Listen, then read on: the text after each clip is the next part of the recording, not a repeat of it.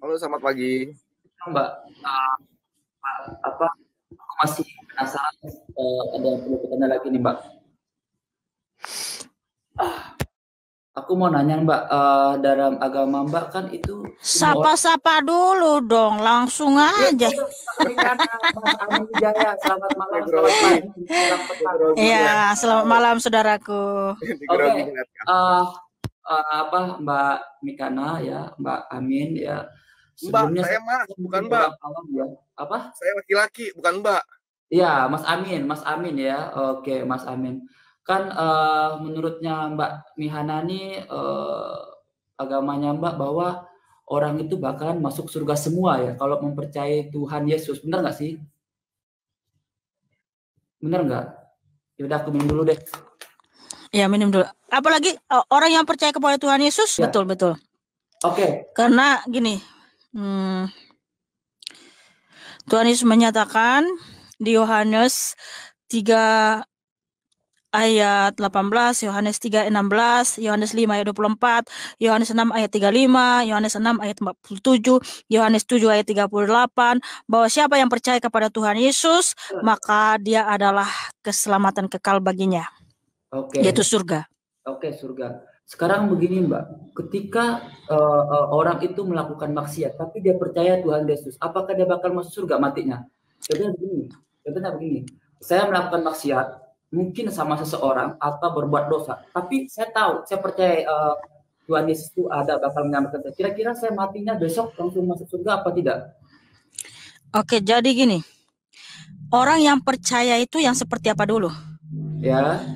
Kita percaya harus buktikan melalui perbuatan.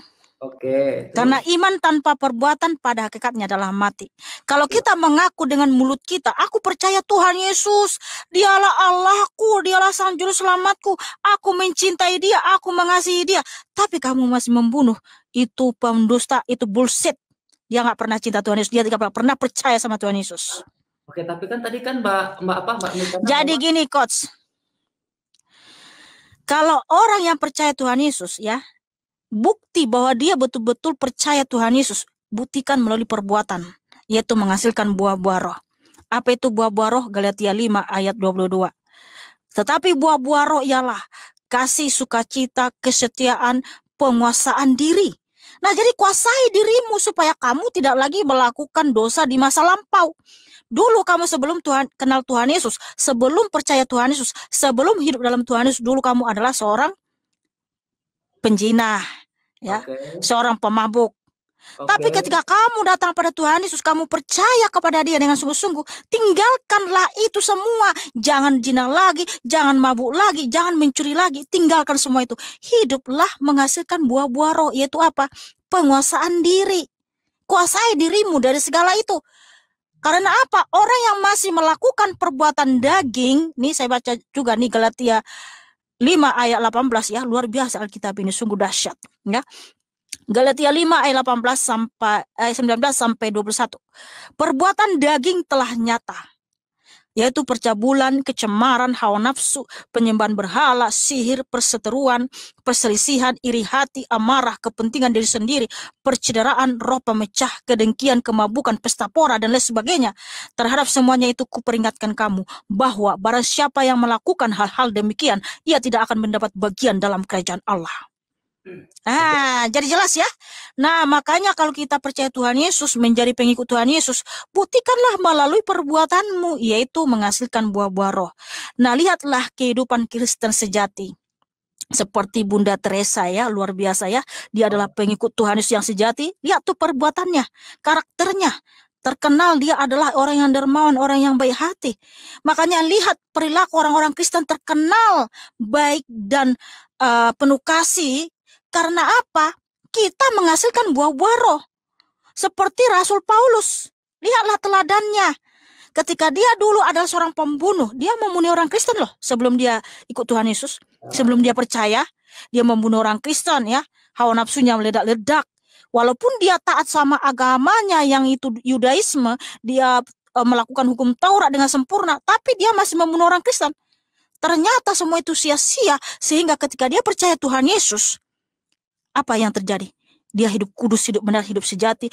Dia bahkan tidak menikah, tidak memberikan hawa nafsunya kepada banyak perempuan, tapi dia hidup kudus, hidup suci, hidup benar. Itulah Kristen sejati, bro. Oke, bentar Mbak. Saya mau nanya sekarang begini ya. Bekasi dulu saya izinkan saya untuk bertanya ya Mbak. Jadi begini Mbak, kan kata Mbak tadi darahnya Yesus itu bakalan membuat orang yang bakalan percaya Yesus masuk surga ya kan. Nah Mbak sendiri percaya nggak ada neraka itu? Ah, betul. Jadi gini, neraka itu, Percaya nggak ada neraka?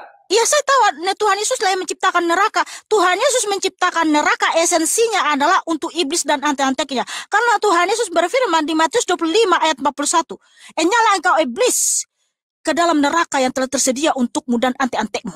Oke, antek-antek itu seperti apa? Apakah manusia, apakah iblisnya? Antek-anteknya iblis siapa? Oke, kita baca Wahyu 20 ayat 10. Dan iblis yang menyesatkan mereka dilemparkan ke dalam lautan api dan belerang, yaitu tempat binatang dan nabi palsu itu, dan mereka disiksa siang malam sampai selama-lamanya. Jadi iblis, pengikut nabi palsu ini, semua mereka akan masuk ke neraka siang malam, disisa di selama-lamanya di situ, menurut firman Tuhan di Wahyu 20 ayat 10. Jadi gini, kalau kita tidak taat sama Tuhan Yesus, berarti kita taat sama siapa? Ya di luar Tuhan Yesus, karena Tuhan Yesus menyatakan di Yohanes 8 ayat 24. Kalau kamu tidak percaya bahwa akulah dia, kamu akan mati dalam dosa-dosamu. Dia siapa? Dia adalah Allah itu sendiri, Bapa itu sendiri. Karena hanya Allah itulah yang bisa membuat kita selamat, mengampuni dosa-dosa kita. Nah, kalau kita tidak percaya bahwa Tuhan Yesus adalah Allah itu sendiri, Bapa itu sendiri, lalu siapakah Bapa kita? Yaitu iblis, yaitu di Yohanes 8 ayat 44. Tuhan Yesus berfirman, iblislah yang menjadi bapamu, dia melakukan segala kejahatan, dia adalah pembunuh sejak semula, dia adalah bapa segala dusta. Oke, ya. Itu kan secara iblisnya tadi Mbak, secara manusia Nasraninya yang mungkin dia tidak mempercayai Yesus atau segala macam, mungkin dia pendusta, dan sedangkan di Mbak bilang tadi bahwa darahnya Yesus itu bakal menyelamatkan orang gitu. Nah, bagaimana dengan orang yang mungkin mohon maaf nih Mbak ya, Nasrani yang mungkin dia pendosa, tapi dia percaya Tuhan Yesus itu ada, tapi dia selalu berbuat dosa. Nah itu kedepannya apakah dia nanti matinya tetap di surga? Apakah dia tetap ya matinya di surga deh, nggak apa ya, penting aku bakal bantu kamu dari darah-darahku gitu. Nah saya pengen tahu Mbak, itu kan segi jin atau iblis, segi dari manusianya. Oke, jadi gini saudaraku ya, saya luruskan lagi. Yang kamu sebut Nasrani itu siapa?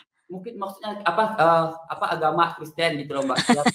Karena gini, di Indonesia itu nggak ada agama Nasrani. Ya. Jadi tolong jangan panggil kami sesuai dengan perspektif dari iman Anda. Okay. Yang dimana saya lihat kan memang orang Muslim ini memanggil Kristen itu Nasrani, padahal kan nggak sesuai gitu loh. Iya. Gitu kan. Kita kan namanya ya, saya sudah paham. Makanya saya kasih tahu. Saya kasih tahu kami bukan Nasrani tapi kami Kristen. Karena ada firman Tuhan di 1 Petrus 4 ayat 16, jika ia malu disebut Kristen, jika ia dipanggil Kristen, janganlah ia malu, tetapi hendaklah memuliakan Allah dalam nama Kristus itu. Itulah sebabnya aku lebih suka ya dipanggil Kristen, karena identitas kami adalah Kristen. Oke. Nah, gitu saudaraku. Nah, terkait yang tadi saya sudah paham. Saya akan jawab. Sekali lagi saya kasih pemahaman. Seandainya saya orang Kristen nih, ya kan, saya tahu bahwa Tuhan saya bakal menyelamatkan dari darah yang disalib.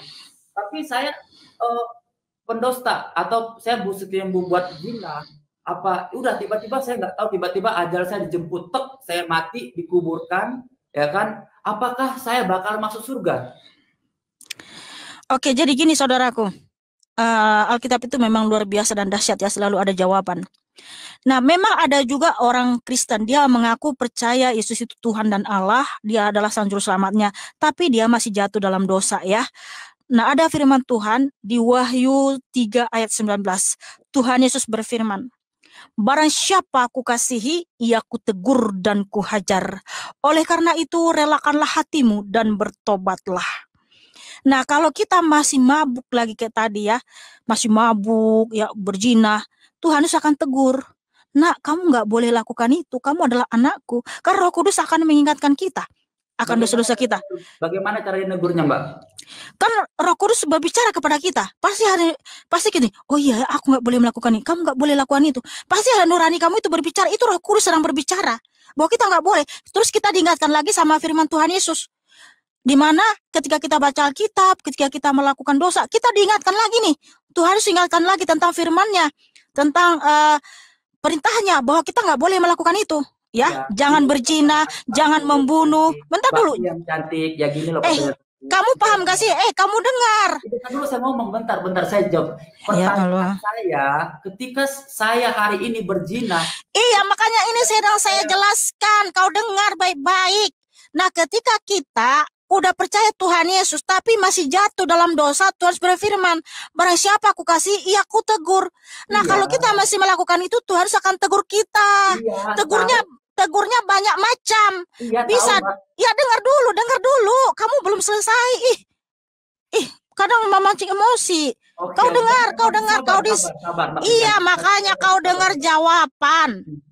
Ya, jadi kalau orang sudah ditegur, bisa dengan cara apa? Dengan Tuhan Yesus berbicara kepada kita, dengan Tuhan Yesus mengingatkan kita akan firman-Nya, dengan cara juga bisa kita sakit, gitu. Itu Tuhan sedang menegur kita, supaya kita bertobat. Nah, kalau Tuhan Yesus sudah tegur, kita belum juga bertobat, Tuhan Yesus akan hajar. Hajarannya bisa seperti apa? Bisa sakit yang makin parah, bisa dia ada banyak masalah. Nah, setelah itu baru kita tobat sungguh-sungguh, Bang. Nah, tobat sungguh-sungguhlah di hadapan Tuhan Yesus. Jangan lagi berbuat dosa yang sama, supaya kamu jangan lebih parah lagi yang terjadi bagi dirimu. Makanya Tuhan berfirman juga di Alkitab, jangan lagi berbuat dosa, supaya jangan yang lebih parah datang kepadamu. Nah, kalau kita masih tetap melakukan dosa, Bang, artinya kau binasa, Bang, binasa. Ya, oke, Mbak. Itu kan kalau terus melakukan itu namanya ajab, Mbak. Jadi kasih ajab. Kita mau bertobat. Enggak, Tuhan Yesus bukan tukang ajab. Artinya kamu binasa. Udah ditegur juga nggak bertobat. Udah dihajar juga nggak bertobat. Artinya kau binasa. Nggak mau taat sama Tuhan Yesus. Karena Tuhan Yesus berfirman, Yeskiel 20:19. Akulah Tuhan Allahmu. Ikutilah dengan setia semua perintah-perintahku. Tuhan Yesus berfirman, Yohanes 14:15. Jika kamu mengasihi aku, pasti kamu mengikuti segala perintahku. Nah, tunjukkanlah kalau kamu sungguh-sungguh percaya Tuhan Yesus, mengasihi dia, ikuti semua perintahnya, taati, gitu, Bang. Berarti kayak saya, seandainya saya Kristen, terus saya tidak patuh, ya kan? Saya tidak mau bertobat. Ya elah. Berarti saya masuk neraka dong, benar nggak sih? Karena saya nggak patuh. Iya, karena gini, Kristen itu bukan hanya di omongan, harus menunjukkan perbuatan. Sekalipun kamu bilang, aku Kristen berulang kali, tapi kamu nggak melakukan perintah Tuhan Yesus, kamu binasa. Artinya kamu bukan Kristen. Mbak ngerti nggak sih maksud saya apa itu, Mbak? Paham nggak sih sebenarnya? Saya paham, kamu yang nggak paham. Karena kata Kristen itu bukan hanya di mulut saja, tapi dengan perbuatan. Iya, ini bagi orang yang nggak mau bertobat, Mbak. Bagi orang. Ya kalau dia nggak mau bertobat, dia binasa, Mbak. Ya binasa berarti masuk neraka dong. Benar nggak? Walah, jadi Mbak lagi kupanggil kau. Ya Mbak, karena berarti masuk neraka dong. Berarti kan tadi kan Tuhan Yesus bersalib bahwa ini kayaknya susah banget dia paham ya. Aduh, udahlah Bang. Ya udah deh Pak, langsung aja deh. Lanjutkan gak apa deh. Yang lain mau naik kali ya. Iya, kayaknya susah banget loh. Abang pahami. Abang makan apa? Makan sayur yang banyak, Bang. Makanan saya berprotein, Mbak. Ya udah, kalau kau makan protein, vitamin, pasti paham. Ini dari tadi gua udah sampai berbusa, Bang. Nggak paham-paham juga. Iya, Mas. Sekali lagi. Itu kan binasa itu dalam hal apa? Apakah tetap kekal selama di neraka, atau kalau apakah nanti kamu bakalan disiksa dulu, setelah itu kamu masuk surga? Nggak ada, Bang. Neraka itu kekal, sekali orang masuk sana di situ selamanya, nggak bisa keluar. Makanya terus menyatakan ya, iblis dan nabi palsu itu akan disiksa siang malam selama-lamanya di neraka. Wahyu 20:10. Bukan dari kita kan bukan. Ya, iblis dan nabi palsu itu kan manusia, Mbak, dan pengikutnya. Di situ selamanya, Mbak, nggak bisa keluar, Mbak. Oke, sekarang itu ada nabi palsu mengikutnya, berarti tidak memahami Tuhan Yesus kan? Sekarang kan saya bertanya, yang ini masalah ketika kepribadian saya, Mbak. kepribadian saya. Aduh. Saya mau ini loh Mbak, bentar, saya ini melakukan maksiat. Tadi kan sudah diterangin Mas Bro dengan Mikana. Saya kasih logika segini. Agama Islam adalah agama yang paling diridhoi oleh Allah. Betul? Bukan, saya enggak ya, mungkin itu betul, bukan masalah itu Bang. Sekarang saya mau tanya, ya gini, kalau apakah sudah menjadi agama yang diridhoi oleh Allah, kamu boleh berbuat zina terus. Bagaimana jika kamu berbuat zina terus? Apakah kamu dijamin masuk surganya Allah? Nah, makanya saya bertanya, ketika saya nggak bertobat, otomatis saya pasti masuk neraka. Karena kamu jawab pertanyaan saya, Mikana sudah sampai lihat tuh sampai garuk-garuk kepala tuh. Enggak, gara-gara yang jelas gini, tanpa darah Kristus tidak ada seorang pun bisa masuk surga, ya. Itu dulu kuncinya. Tapi gini, kalau Tuhan Yesus sudah membersihkan kita dengan darahnya yang kudus, hiduplah dalam kekudusan. Yang sudah bersih, yang sudah kudus, jangan lagi bermain lumpur dosa, gitu loh. Ya, bertobatlah sungguh-sungguh Bang. Saya sudah kasih contoh juga, Rasul Paulus, Bunda Teresa, Rasul-Rasul semua, Rasul Filipus, Rasul Petrus. Mereka hidup kudus, hidup suci dalam Tuhan Yesus. Yang dulu juga pernah melakukan dosa, tapi bertobat sungguh-sungguh Bang. Karena apa? Ada Kristus dalam dirinya. Ya, seperti itu ya Bang ya. Tapi ingat, kisah para Rasul 4:12, firman Tuhan, tidak ada seorang pun yang bisa masuk surga tanpa melalui Tuhan Yesus. Terima kasih saudaraku, Tuhan Kristus memberkatimu. Ya, sudah cukup dulu. Ya. Tepuk tangan buat Coach Alan yang cakap dan manis. Ya, thank you.